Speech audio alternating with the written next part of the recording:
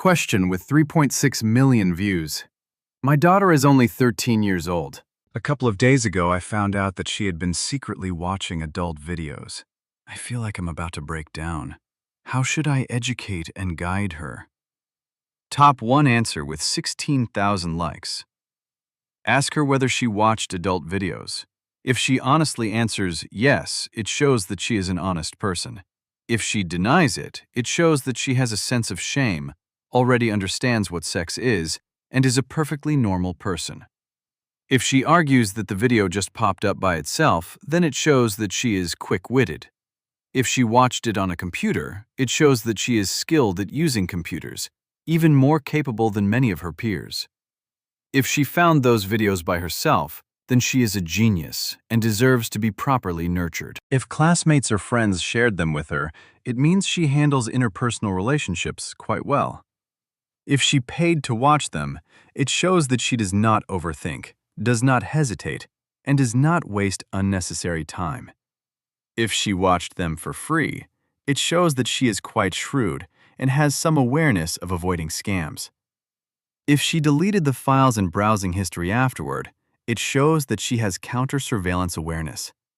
If she saved the videos after watching them, it shows that she knows how to prepare for future needs and understands the value of being ready in advance. If she watched them during the day, it shows that she is open and above board, with nothing to hide.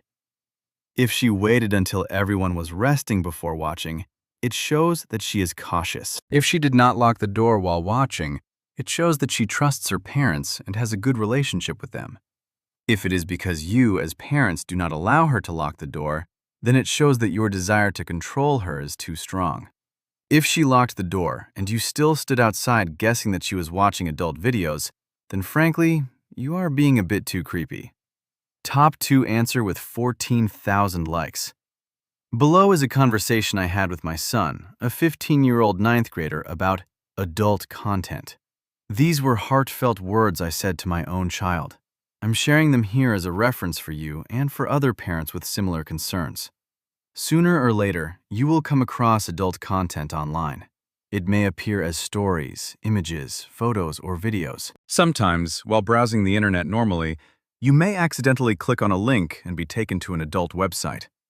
At your age, almost no one can see that kind of content and immediately shut the computer down. Of course, you may feel curious and want to take a closer look. So what should we do? If you have seen it, then you have seen it.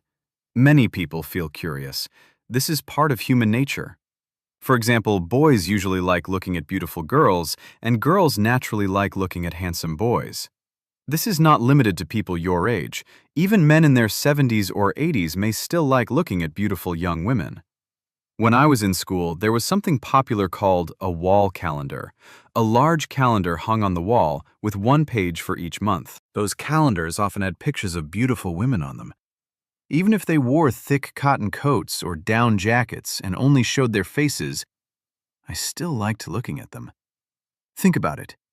Even when they were dressed so conservatively, they were still attractive. So when people today dress more revealingly or even appear without clothes, it is naturally more stimulating. This comes from human nature, and it is also a normal physical and psychological response in a healthy male. If there were no reaction at all, that might actually be abnormal and could require seeing a doctor.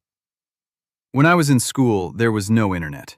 Adult content mainly came from novels rented from bookstores near the school gate, or from small video halls on the street. Now that the internet exists, even if you do not actively look for that content, it may still find its way to you.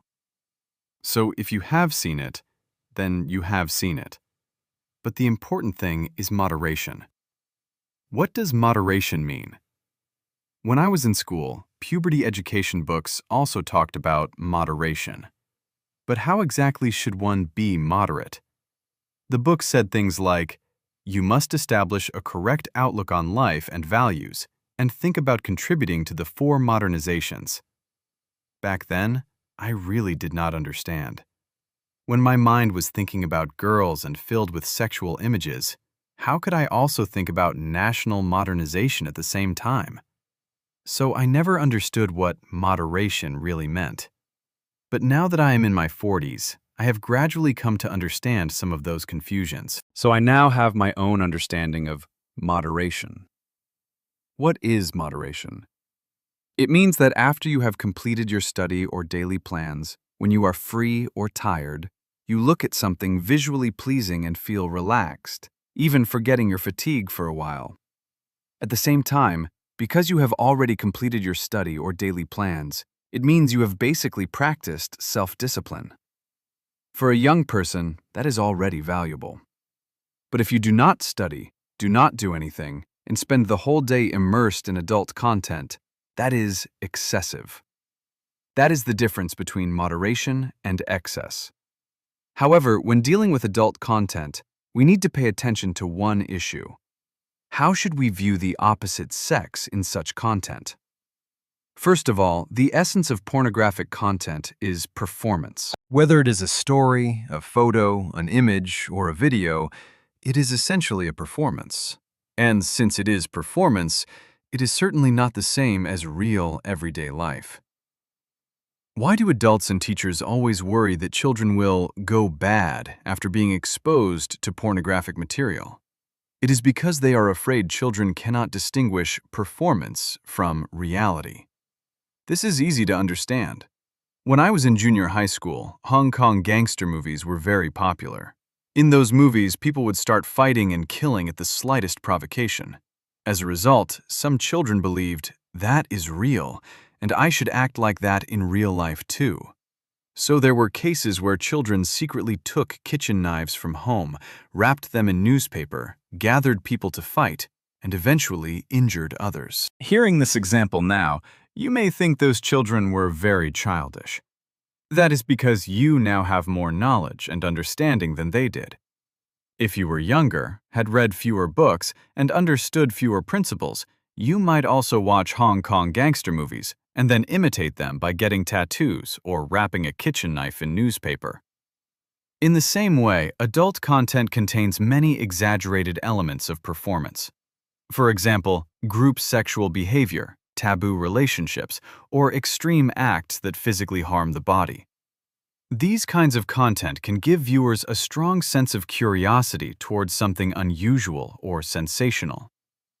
What is this sense of curiosity toward the unusual? It is like what you learned in history class. By the late 19th century, the West had already completed industrialization, and its systems of social governance and politics had become close to modern. When Westerners of that time came to China, they saw streets full of people with long queues, women with bound feet, rituals of kneeling and kowtowing, and deeply submissive postures. All of this immediately caught their attention. That is curiosity toward the unusual. Exaggerated adult performances work in a similar way. Because they create a sense of novelty and strangeness, viewers may feel that they are interesting or exciting to watch. But being curious about something unusual does not mean we should learn from it, imitate it, or admire it. When Westerners first came to China and saw scenes from the late Qing dynasty, they may have found them strange and fascinating. But if they themselves had to grow long queues, or if their wives and daughters had to bind their feet, it might seem curious for a moment, but once they thought about it carefully, they would quickly feel disgust and rejection. That is because when something unusual is far away from our own lives, it can seem interesting. But once it enters real life, and we ourselves have to take part in it, that curiosity can easily turn into disgust and fear. Similarly, extreme behaviors in adult material may seem interesting because they create that sense of curiosity toward the unusual. But once they enter real life, for example, if you found out that a close friend or classmate was regularly engaging in unhealthy sexual behavior, you might feel shocked or even somewhat curious at first. But psychologically, you would still want to keep your distance from that person. That is because you would feel that this is not a normal teenager, but someone suspicious, lacking boundaries, and potentially dangerous. I have talked a lot about performance and curiosity toward the unusual. The point is to help you understand this. Unusual things may feel interesting or stimulating, but when the boundaries change, they can immediately become the basis for disgust and fear. You may think, I understand all of this, and I know this kind of obsession is not healthy, but when I come across such content online, I still cannot help wanting to look. So what should you do? I want to repeat this. If you have seen it, then you have seen it. But at the very least, you need to understand that those unusual and extreme forms of adult content on the internet are not real. Moreover, if they truly entered real life, they could bring unexpected harm, damage, and long-term erosion to the psychology, life, and growth of the people involved. They could even lead to legal responsibility. That is not to mention basic knowledge about the risk of disease transmission. So those unusual and extreme forms of adult content must not be learned from or imitated.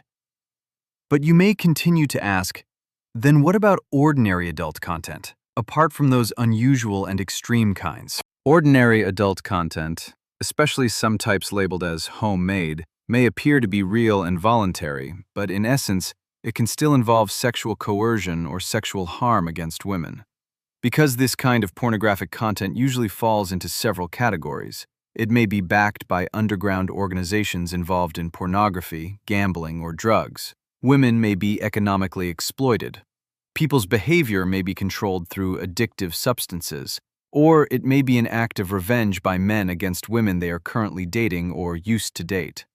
No matter how free or willing these women may appear in those videos, there is often an invisible hand behind the scenes coercing and harming them mentally, physically, financially, and reputationally. Therefore, many videos that seem to be self-filmed /selfies /homemade may hide the tragic story of one or more women behind them. For example, some women film because they need to pay off debts. Some do it for material payment. Some are controlled or coerced by trafficking networks. Some are betrayed by a lover or spouse, or become victims of revenge after a relationship, with their private acts filmed without their knowledge and uploaded online. Some are forced by criminal organizations to take part. When you see them on the internet, it often means that the course of their lives has already changed dramatically. At this point, there is something we cannot deny or avoid.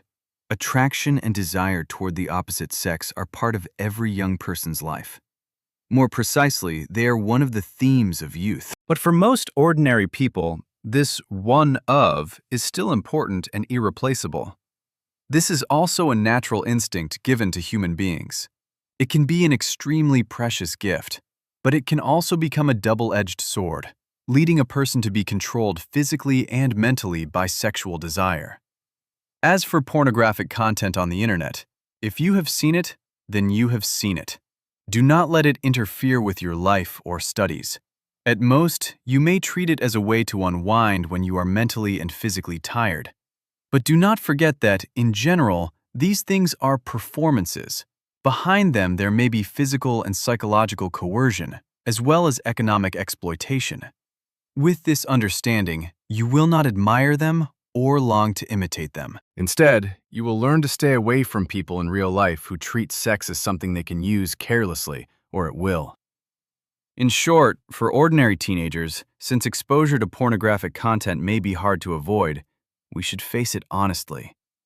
That is the first step toward controlling it, rather than being controlled by it. Top 3 answer with 2,231 likes. When Quentin was being interviewed, he once said that when he was very young, he watched certain films that other children were not allowed to watch. Later, when he grew older, he asked his mother why she had let him watch them and what she had been thinking at the time. His mother said, "After all, it was just a movie. It was not going to ruin you. Compared with movies, I was more worried about you watching the news." Coming back to this question, in an era where self-media is everywhere and even official media is not always fully trustworthy, I think that compared with worrying too much about adult videos, you should be even more careful about letting your daughter consume sensational news, clickbait accounts, and marketing-driven media accounts.